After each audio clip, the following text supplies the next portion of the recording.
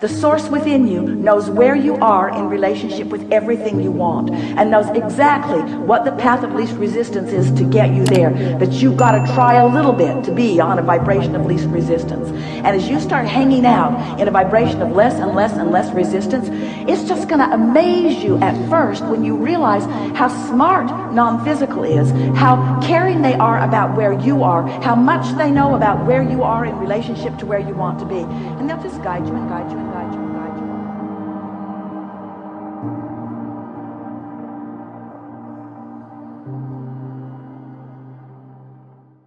It's taken me about 8 years to get up here, so hi everyone. Oh wait, your time is up. Wow. This whole day has been perfect, and I think that I definitely have shifted from where I was this morning. What I'm looking for, and this is all just so perfect, is some fine-tuning. I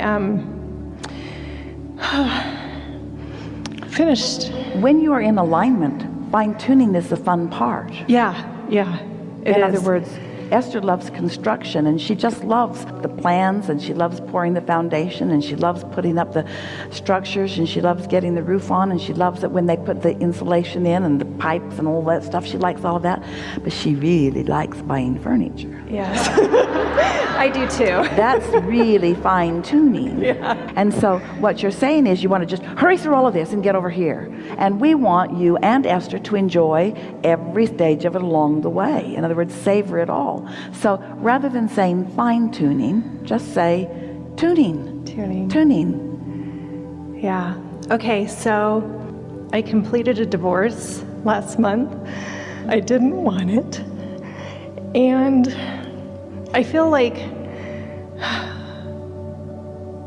it's all going in the right direction. Now, how would you know that when you feel like that? I feel awful. I'm crying in front of people. But I'm just sure I'm going in the right direction.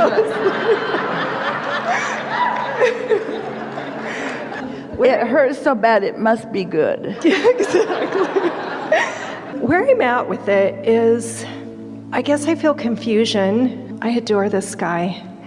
And I've loved what we've been talking about today, like really finding the love for him and yet allowing him to go do what he needs to do or have the conditions that he is. So I love being in relationships. That last thing was so perfect. I love relationships so much, and I can't wait.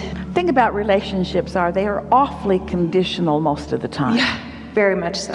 And so it's a nice thing to have a respite from conditions while you focus upon the unconditioned. And we were appreciating the words that you were using about loving it. So rather than fine-tuning, let's general tune here just for a little bit. Okay. While you tell us in an unconditional way what it is that you feel in relationships that you like so much. What's the emotion or the feeling? And try, if you can, not to try to conjure a condition that makes you feel that way. Just tell us what feels good inside of a relationship to you. Use emotional words if you can. Emotional words. I love to love. I love to love. I love to love for no good reason. Now, Yes. if you could love to love for no good reason, there would be no divorces. Most people love very conditionally, so there are a Yes. lot of divorces because I loved you when you were different than that, but now you're not different than that. Now you're that. I can't love you. Yeah, he was kind of like the guy's cat, so.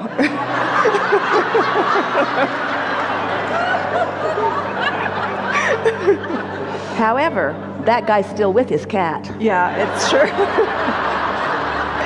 Yeah, so I love. It's the P to value ratio.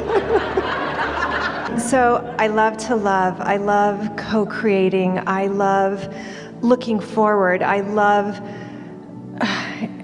having another person there with me to see forward and move forward and yet have different points of view, but kind of have the same focus. I love sex. You love I love that part. You love new ideas occurring. Yes. So that means you love difference. Yes. You love diversity. Yes. So you're not looking for sameness in a relationship. No, not at all. Not at all. So I think where I feel maybe stuck. Well, that's not the part of the discussion that we're wanting to evoke from you. Okay. Because stuck is when you start looking at the conditions. Okay. Now that you have completed this divorce, you've sort of closed the door on that for now. And yet you're wanting to open another door right away, another conditional door, another someone to hold as your object of attention, or another someone to be the reason that you feel the way you do. Okay. But we want you to understand that you have had enough relationships. In other words, think about before your first relationship, how many relationships you had that helped you to create a vortex that helped you to know what you wanted in a relationship. Yeah. Esther was listening to a television commercial the other day. It was one of the matching businesses, and they were talking about, we will find your true compatibility. And Esther thought about the word compatibility, and then talked to us about the word compatibility. And we said, it's a law of attraction word, isn't it? Not compatible in the sense that we like all of the same colors, and we like all of the same places, and we like all of the same words, and we like all of the same things, and we like all of the same food.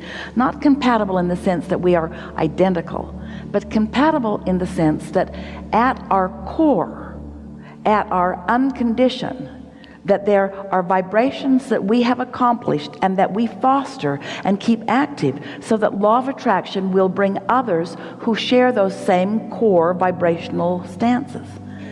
Because when you are at the core in vibrational harmony, which means you love unconditionally, then the details of your experience can be whatever they are being, and it doesn't shake you from your connection with the true relationship that is the only relationship that really matters. When we have relationship conversations with people, always at the heart of them is, I have a relationship. Sometimes you don't say it because you don't even know it, but this is what's at the heart of it.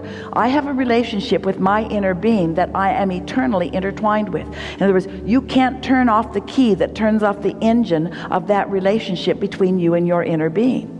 So I have this relationship with my inner being that for some reason this relationship is challenging. And what we want to say to you is, it does not need to challenge.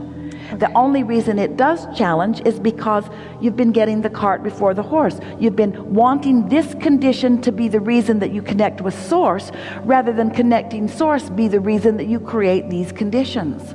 So that's what's backward in so many relationships. That's why your marriage vows say, let's just not add any more power to those.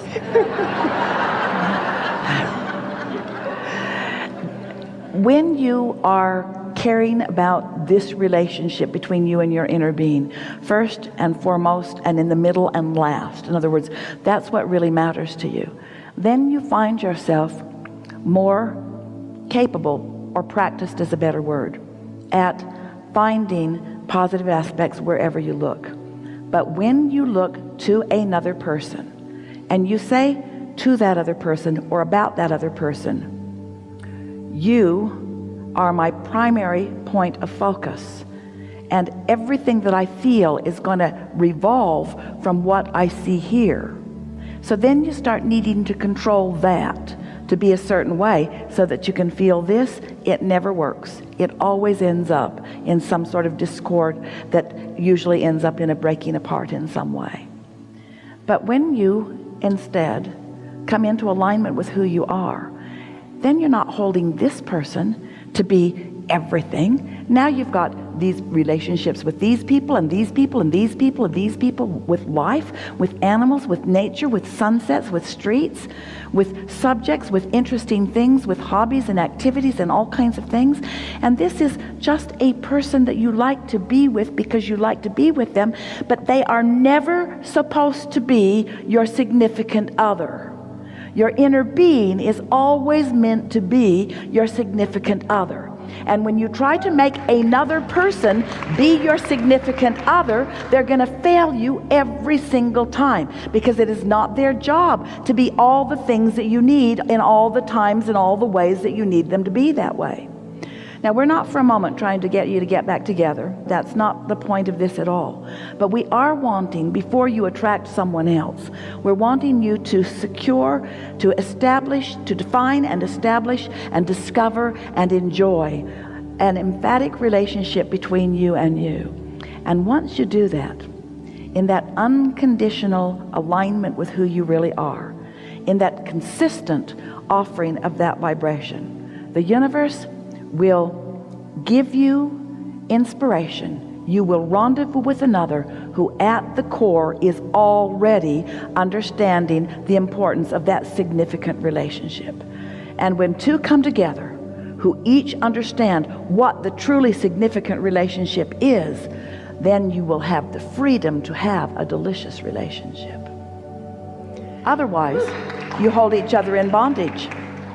And in the beginning, before you know that much about each other, it works out pretty well. But pretty soon, you're going to start being who you really are. And if at the core there's not a vibrational sync, then it's always going to be problematic. Okay. So, Did you follow that? yes, it was amazing. Just kind of in the letting go. I mean, this is still kind of fresh for me, and yet I feel so excited to expand and move forward. But sometimes I'm pulled back. Maybe this will help a little you. bit. We don't want you to just let go of that. We want you to let go of all conditions for just a little while. We want you to let go of the need for any condition to be the reason that you feel good.